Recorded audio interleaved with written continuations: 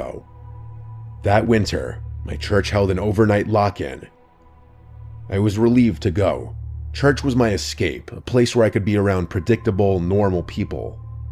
My mother dropped me off completely sober and even kissed my forehead before driving away.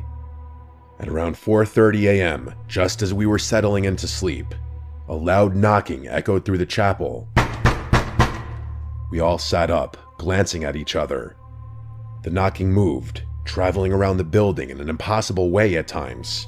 It sounded like it was coming from multiple directions at once. It wasn't wind, it wasn't an animal. It was rhythmic, circling the chapel like someone or something was trying to break in.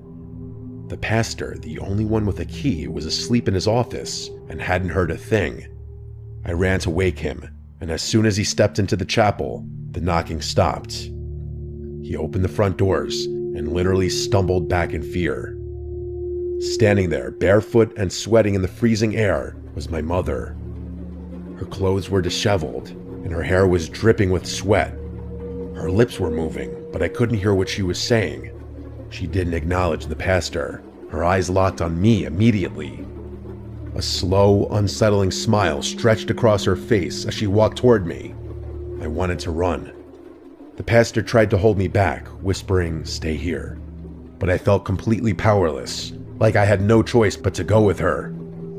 I climbed into the car, afraid that she was going to do something, but she didn't. The drive home was silent. She didn't speak, didn't explain. She didn't answer when I asked why she was there. When we got home, she stopped in the doorway and just stared at me.